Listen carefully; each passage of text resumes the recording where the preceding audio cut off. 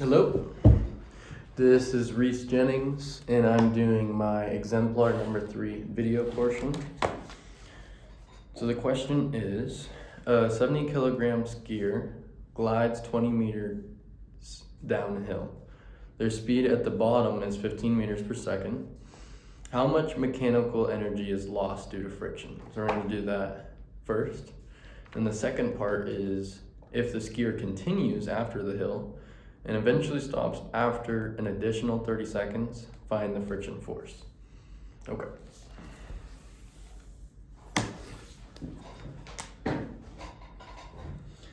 So we're starting with, this is 3, and we have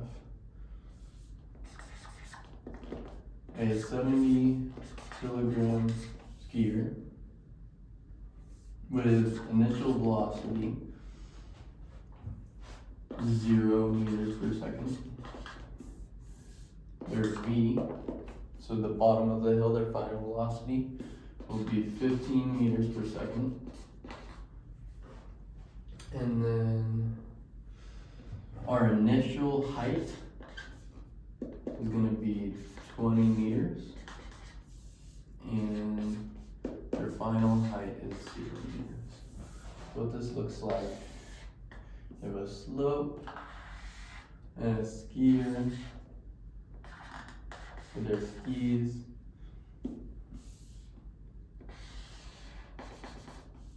So this is 0 and this is 20 meters. They travel downhill .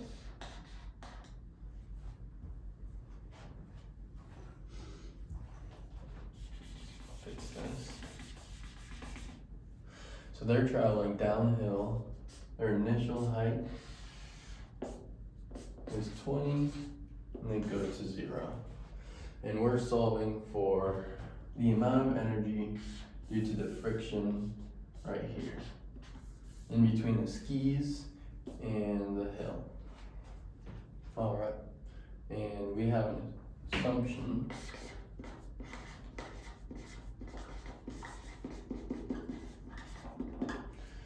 Friction is constant.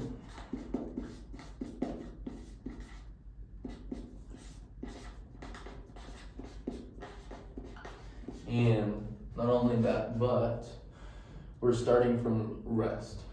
So our initial velocity, or V naught, is equal to 0 meters per second.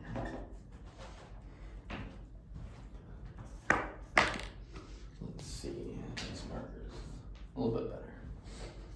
All right, so we're going to be solving this by thinking about potential and kinetic. In this instant, they're at the top of the hill and they have maximum potential because they're at a higher position. They have max potential. And then as they travel downhill, they're decreasing in height, but that's converting into kinetic. So as they go down the hill, their potential will convert into kinetic. And at the bottom, we'll get our maximum kinetic and minimum potential. So our equation is going to look something like potential plus kinetic is equal to, these are the initial values. The skier's up here. And then when the skier is down here,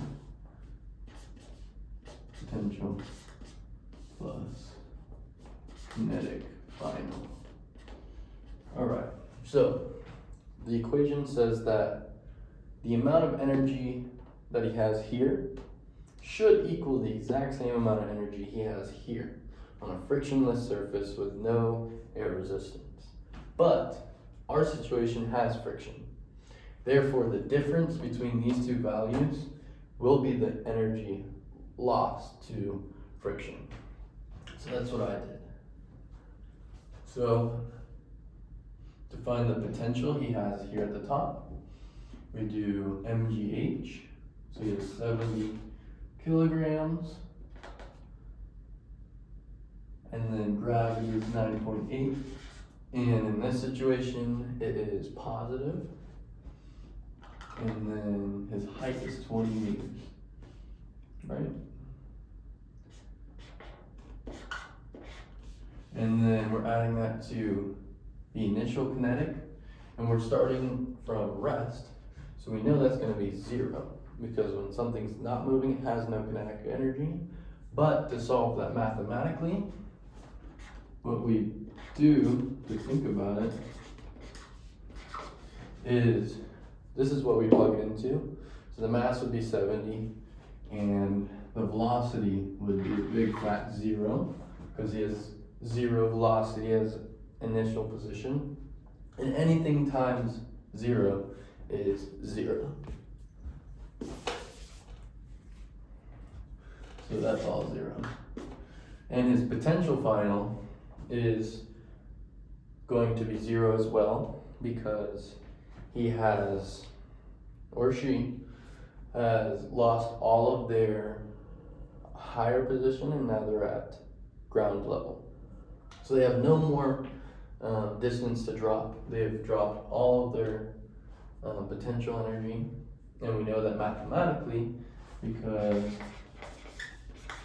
their height is going to be equal to 0 meters. They're at ground level. Anything times 0 is equal to 0. So this all will be 0. Just like that one.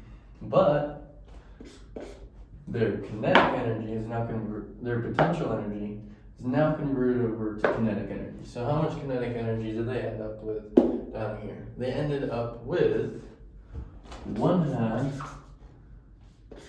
times 70 times their velocity, which is 15 meters per second.